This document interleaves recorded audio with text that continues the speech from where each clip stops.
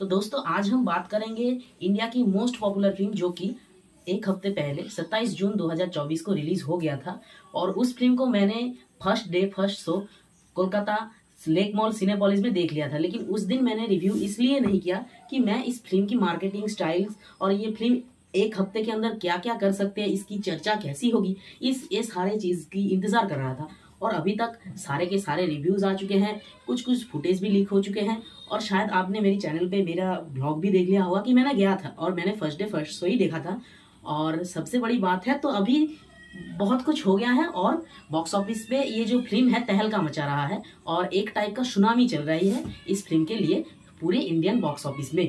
तो आपने एकदम बिल्कुल सही पकड़ा है, मैं बात कर रहा हूँ कल की 2898 एडी जो कि हाल ही में थिएटर के अंदर रिलीज हो चुका है। और ये फिल्म इंडियन बॉक्स ऑफिस में तहलका मचा चुकी है। लेकिन इस फिल्म को मुझे कैसा लगा और ये फिल्म अब तक क्या क्या कर रही है, इसी वीडियो में आपको छोटी छोटी डिटेल्स देता रहूंगा। तो वीडियो प्लीज एंड तक देखिएगा। सबसे पहले बात कर लेते हैं ये फिल्म मुझे कैसा लगा। सो पर्सनली मैं एक बात आपको कहना चाहूंगा, जो फिल्म है इस फिल्म का आपको एक्शंस कहीं भी नहीं ढूंढना है। ये जो फिल्म है हमारे हिंदू माइथोलॉजिकल साइंस फिक्शन है और टोटल टाइमलाइन जो है फ्यूचरिस्टिक टाइमलाइन दिखाया गया है जो कि एक डिस्टोपियन वर्ल्ड क्रिएट करता है। और सबसे बड़ी बात तो ये है, ये हमारे महाभारत का कुछ सीक्वल टाइप्स का है। सीक्वल टाइप्स का महाभारत जो शुरू हुआ था वहां से 6000 साल बाद 3102 बीसी यानी कि श्री कृष्ण जी के अंत के बाद, और वहां से जो टाइमलाइन शुरू होता है 2898 एडी यानी कि टोटल 6000 सालों की कहानी यहाँ पर दिखाई गई है।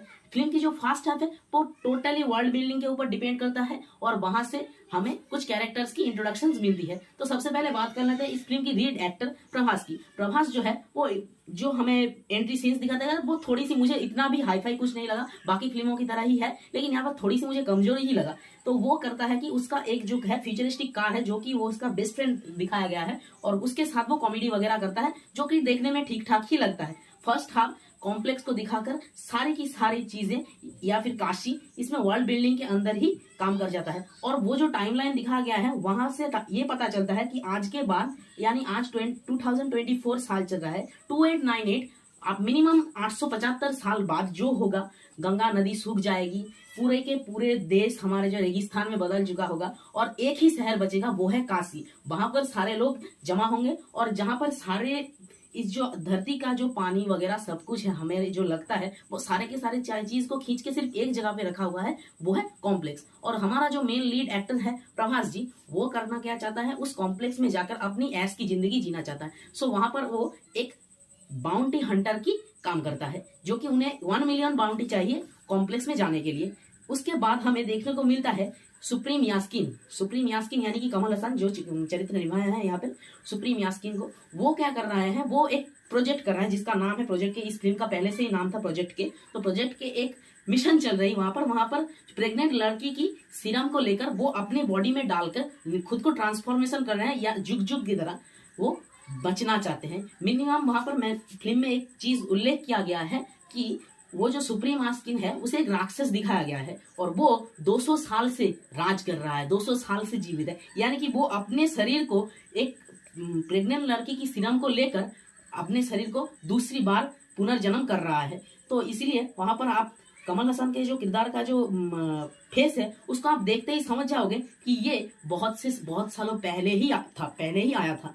और वो जो फास्ट हाफ है फिल्म का टोटली वर्ल्ड बिल्डिंग के ऊपर डिपेंड करता है। देखिए यहाँ पर बहुत सारे लोग, बहुत सारे क्रिटिक्स बोलेंगे कि फर्स्ट हाफ बहुत ही स्लोली था, लेकिन दोस्तों एक चीज सही है कि वर्ल्ड बिल्डिंग की नाम की कोई चीज होती है, लेकिन जब इंटरवल आएगा, वो जो दीपिका पादुकोण की सीन्स है जहां पर आपके रोंगटे खड़े हो जाएंगे। प्रभास को जो भैरवा का नाम दिया है वो भैरवा किस लिए दिया गया है, काशी में भैरवा का काम क्या है, माल भैरवा कौन है, ये सारे के सारे डिटेल्स जब इंटरवल आएगा वहां से आपको मिल जाएगा। और सबसे बड़ी बात इस फिल्म में मुझे ये लगा कि फर्स्ट हाफ जितना भी बोरिंग क्यों ना हो जाए, लेकिन इस फिल्म की जो कहानी है वो सुनने में बहुत मजा आ रहा था। ऐसे ही फर्स्ट हाफ आ जाता है और शुरू होता है सेकेंड हाफ इंटरवल के बाद।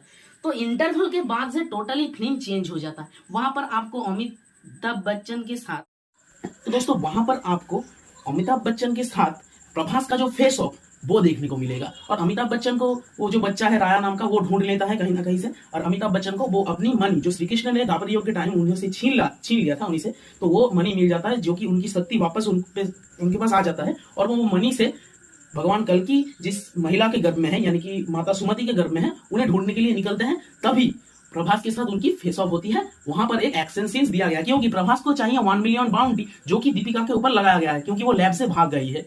इसीलिए प्रभास भी दीपिका को चाहती है क्योंकि वो कॉम्प्लेक्स जा सके, और अमिताभ बच्चन जी वो तो अश्वत्थामा है, उन्हें चाहिए दीपिका की रक्षा करना ताकि वो अपनी कर्तव्य निभाना चाहे। इसीलिए वहां पर प्रभास और अमिताभ बच्चन का जो फाइट सीक्वेंस है वो देखने में जबरदस्त लग रहा है। और सबसे बड़ी बात मुझे इस फिल्म में ये लगा कि ये फिल्म नाम से चल रही है प्रभास की, लेकिन ये फिल्म में मुझे 100 में से 80% लगा कि इस फिल्म का हीरो अश्वत्थामा जी यानी कि हमारे अमिताभ बच्चन है। क्योंकि जहां पर देखता हूं कि एक 81 ईयर्स ओल्ड का एक एक्टर वहां उनके हाफ एज के एक्टर से भी बहुत ज्यादा अच्छा लग रहा है। वो जो फाइट सीन्स है वो सारे के सारे, मैं अमिताभ बच्चन को एक्टिंग में 10 में से 100 देने को भी तैयार हूं। और सबसे बड़ी बात तो मुझे ये लगा जब अश्वत्थामा ने प्रभास को हराकर माता सुमति को लेके चला गया, और शंभाला में जो एकदम लास्ट में जो एक्शन सीक्वेंस दिया गया है और वो जो रेबल्स आते हैं सुमति को लेने के लिए और प्रभास के साथ अमिताभ बच्चन के दोबारा फेस ऑफ, वो बुज्जी को एक ट्रांसफॉर्मेशन, वो बहुत ही हाईली रिकमेंडेड है, मैं आपको करता हूं।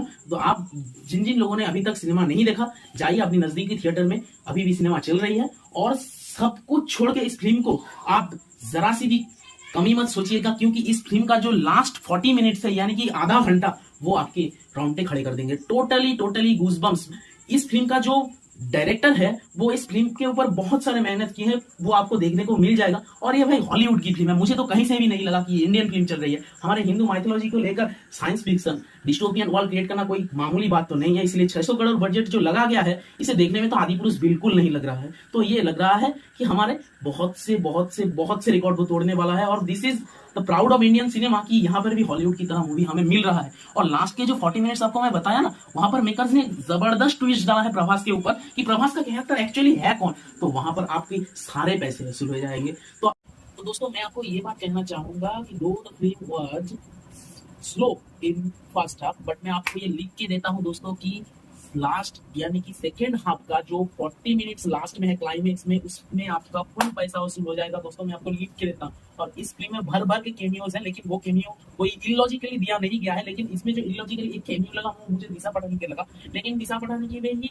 इस फिल्म में एक रोल है जो कि ये जो क्रिटिक्स है वो समझ नहीं रहे हैं, या फिर मैं आपको ये वो नहीं देना चाहिए था। लेकिन इस फिल्म में एक जो दिशा पटानी की केमियो है उसका भी थोड़ी सी कहीं ना कहीं से रिश्ता लग रहा है, क्योंकि वो एक इलेक्ट्रिशियन है और जब सुमति को लैब से निकाला गया था तो वहां पर इलेक्ट्रिक डिस्टर्ब हुआ था। शायद कहीं ना कहीं वो यहाँ पर जो इलेक्ट्रिसिटी के अंदर से जो दिशा पटानी और दीपिका के बीच में कनेक्शन है वो शायद आपको मिल सकता है। तो यहाँ पर थोड़ा स्पॉइलर वगैरह हो जाता है, ये आपको मैं नहीं बता सकता। और जो बाकी की फीमेल्स हैं, अर्जुना के रोल निभाए गए हमारे साउथ के एक्टर विजय देवरकोंडा ने, एंड प्रभास के जो कैप्टन है, भैरवा के जो कैप्टन है वो है दुलकर सलमान। और आपको तो पता ही है कि सबसे अच्छी जो इस फिल्म के कैरेक्टर है वो नंबर 1 कैरेक्टर है अश्वत्थामा। और प्रभास की एक्टिंग को मैं अगर बोलना चाहूंगा, वो एंटरटेनमेंट इस फिल्म में फुल मस्ती से कर रहा है। बाहुबली के बाद मैंने अभी इसी फिल्म में देखा कि इतनी अच्छी से एक्टिंग कर रहा है, इतनी अच्छी से वो मतलब कि हमें एंटरटेन करने की कोशिश कर रहा है। और लास्ट के जो 40 मिनट्स है यानी कि सेकंड हाफ, आप सेकंड हाफ भी पकड़ लीजिए, Prabhas is on beast in fire mode. और अमिताभ बच्चन के बारे में कुछ नहीं बता सकता, उनके बारे में बताने की मेरी औकात भी नहीं है। तो दोस्तों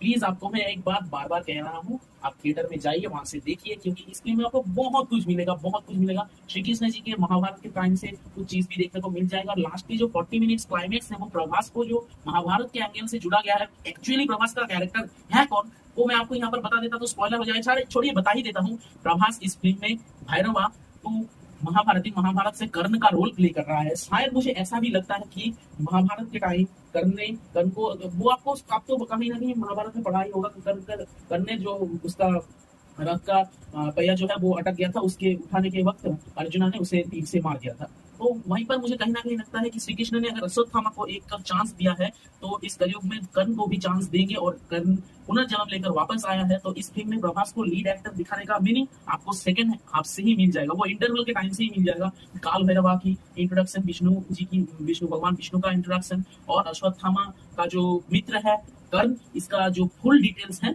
वो आपको इंटरवल के टाइम से ही देखने को मिल जाएगा। तो दोस्तों मैं आपको रिक्वेस्ट करना चाहूंगा कि आप जाइए अपने नजदीकी सिनेमा हॉलों में और इस फिल्म को फुल ऑफ एंजॉय करिए, क्योंकि पूरा भारत इस फिल्म को मना रहा है। T20 वर्ल्ड कप चल रहा था, फिर भी इस फिल्म ने बॉक्स ऑफिस पर तहलका मचा दिया है। उसके वीडियो में आपको बाद में दे दूंगा कि बॉक्स ऑफिस में ये फिल्म क्या क्या कर चुकी है। तो दोस्तों आज के लिए यही था, कल का एक्सप्लेन वीडियो यही था। आप बाकी की कहानी फिल्म जाकर देख लीजिएगा। धन्यवाद। रेटिंग देने पड़े 5 में से तो मैं 4.5 दूंगा।